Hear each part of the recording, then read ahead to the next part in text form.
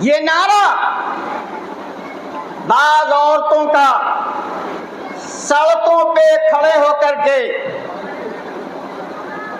کیا کہ میرا جسم میری مرضی، ہم جیسے چاہیں رہیں، بے حیائی کے ساتھ رہیں، زندگی گزاریں، پردہ اور حیا کا کچھ خیال نہ ہو، اسلام ہرگز اس کی اجازت نہیں دیتا ہے۔ عورت اگر پڑھتی ہے تو خاندان سنور جاتا ہے۔ فرانس کے بادشاہ نے کہا تھا، اپنی قوم سے للکارا تھا،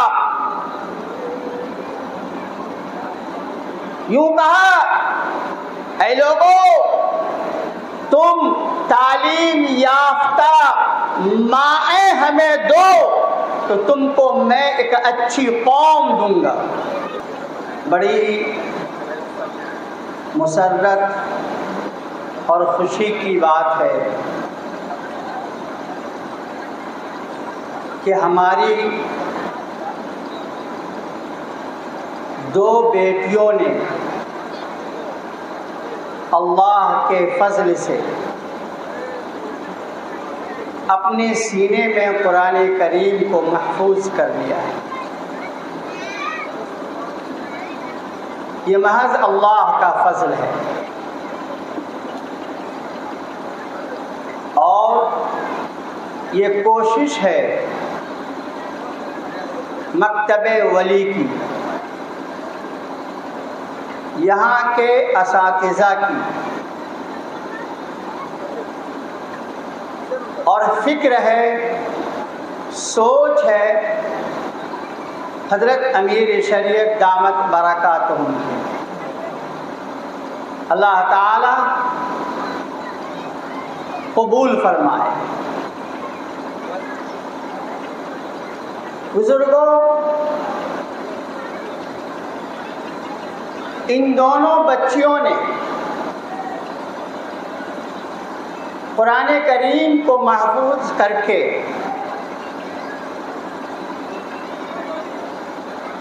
ہمیں یہ بتایا ہے کہ بچوں کے ساتھ ساتھ بچیوں کی تعلیم کا بھی التزام اور اہتمام کیا جائے۔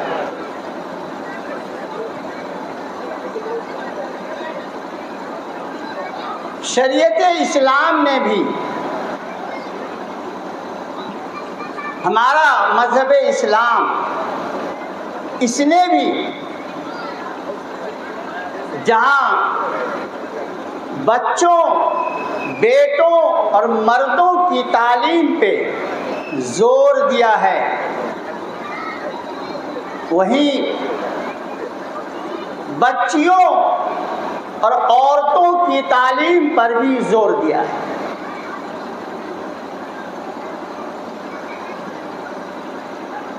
تاریخ شاہد ہے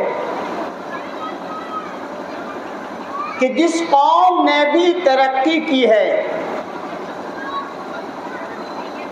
اس قوم میں مردوں کے ساتھ ساتھ عورتوں نے بھی، بچیوں نے بھی تعلیم حاصل کی ہے۔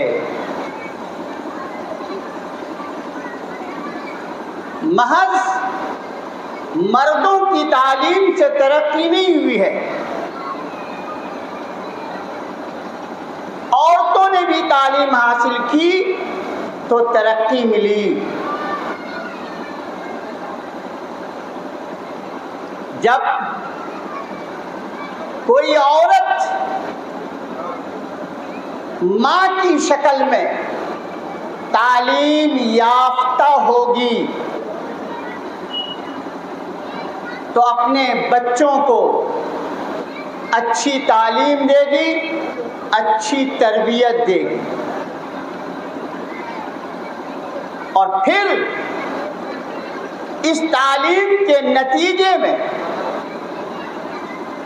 اس تربیت کے نتیجے میں ایک اچھا معاشرہ اور ایک اچھا سمات وجود میں آئے گا۔ بزرگوں، یہی وجہ ہے مفکرین اسلام نے، مورخین نے یہ لکھا ہے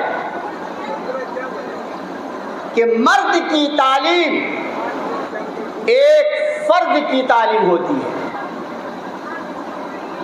لیکن عورت کی تعلیم ایک خاندان کے لیے اس کی تعلیم ہوتی ہے۔ مرد اگر پڑھتا ہے تو ایک فرد تک اس کی تعلیم محدود رہتی ہے، عورت اگر پڑھتی ہے تو خاندان سنور جاتا ہے۔ فرانس کے بادشاہ نے کہا تھا، اپنی قوم سے للکارا تھا،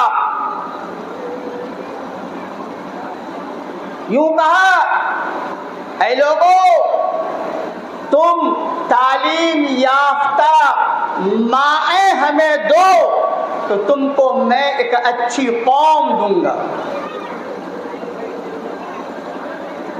کیا معلوم ہوا؟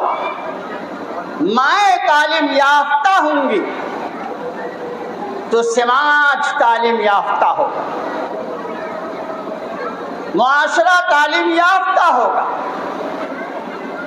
بزرگوں، آج ہمارے بعض احباب کے ذہنوں میں ایک عجیب بات بیٹھ گئی، بڑا افسوس ہوتا ہے۔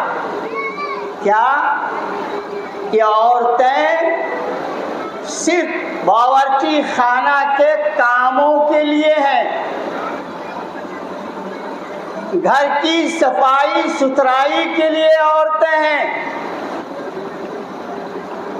بس ان کی ذمہ داری اتنی ہی ہے۔ نہیں، یہ غلط سوچ ہے۔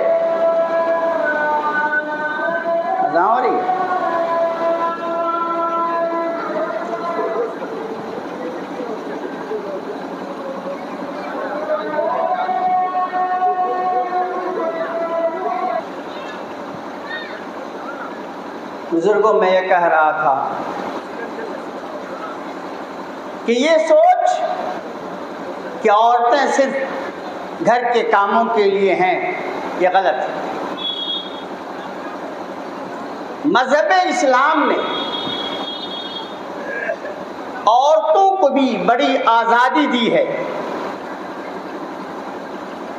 مذہب اسلام یہ کہتا ہے کہ عورتیں بھی اپنی صلاحیتوں کو بروئے کار لائیں، قوم کی ترقی کے لیے، ملت کی ترقی کے لیے اپنی صلاحیتوں کے ساتھ مردوں کے شانہ بشانہ کھڑی ہو جائیں۔ لیکن ہرگز اس کا یہ مطلب نہیں ہے کہ عورتیں،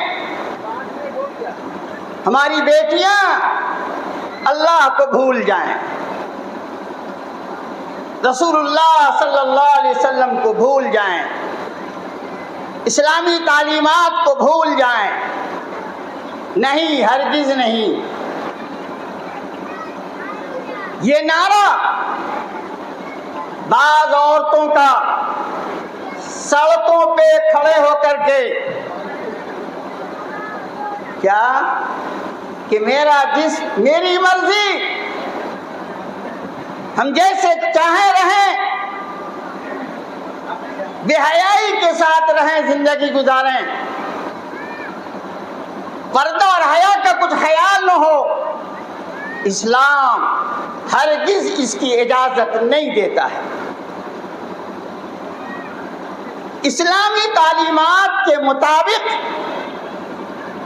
اسلامی دائرے میں رہتے ہوئے عورتوں کو چاہیے کہ دینی تعلیم کے ساتھ ساتھ دنیاوی تعلیم کو بھی وہ حاصل کریں۔ آپ تاریخ کا مطالعہ کیجیے کہ ہماری ماؤں نے کیسی ہمت جرأت کا ثبوت دیا ہے، دین اسلام کے لیے، ملت کے لیے کیسی کیسی قربانیاں دی ہیں۔ حضرت موسیٰ علیہ السلام کی والدہ، فرعون کی بیوی حضرت آسیہ، یہ وہ مائیں ہیں جنہوں نے حضرت موسیٰ علیہ السلام کی اپنے آغوش میں تربیت دی، تعلیم دی، اپنے آغوش میں پرورش کی۔ حضرت آسیہ نے فرعون کے ظلم سے حضرت موسیٰ علیہ السلام کو بچایا۔ حضرت خدیجہ الکبریٰ رضی اللہ تعالی عنہا، جو مکے کی مالدار خاتون تھی، جب آپ صلی اللہ علیہ وسلم کا رشتہ ہوا تو اپنی ساری دولت کو دین کی تبلیغ کے لیے وقف کر دیا،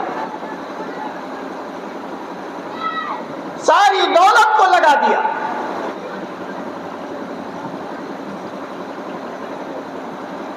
حضرت فاطمہ رضی اللہ تعالی عنہا نے کیسی تربیت کی،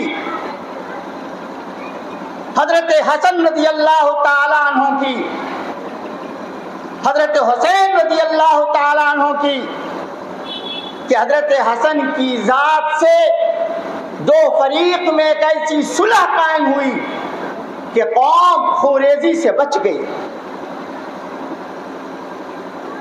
اور حضرت حسین نے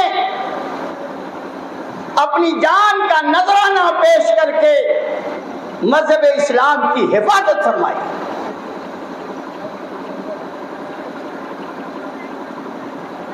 ایک موقع سے نبی کریم صلی اللہ علیہ وسلم نے فرمایا، اے لوگو، آدھی شریعت میرے صحابہ سے سیکھو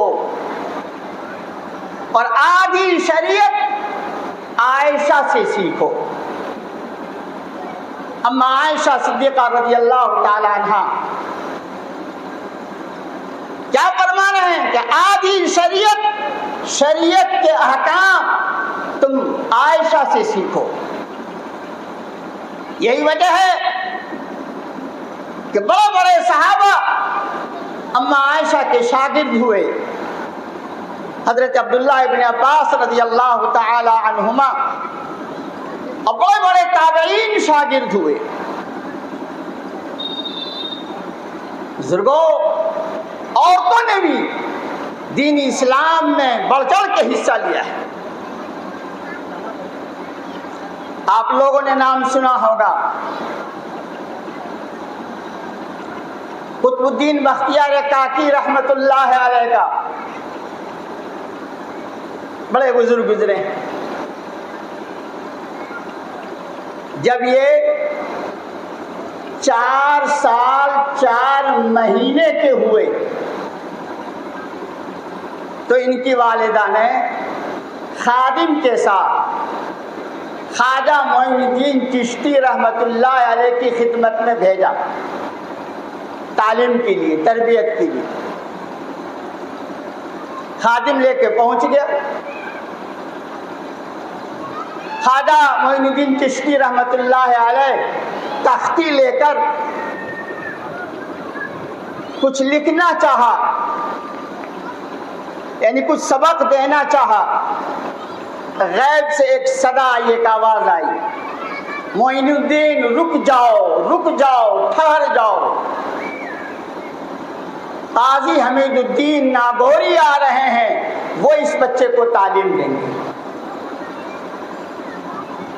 تھوڑی دیر میں قاضی حمید الدین ناگوری رحمت اللہ علیہ آ گئے اور انہوں نے اس بچے کو تعلیم دینا شروع کیا. بیٹھے رہے آپ لوگ، بیٹھے رہے، لوگ جا رہے ہیں استقبال.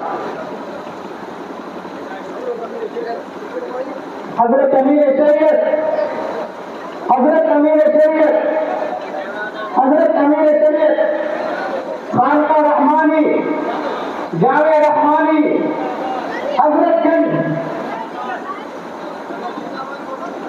نعرے لگن نہیں، بہت افسوس کی بات، نعرے تکبیر.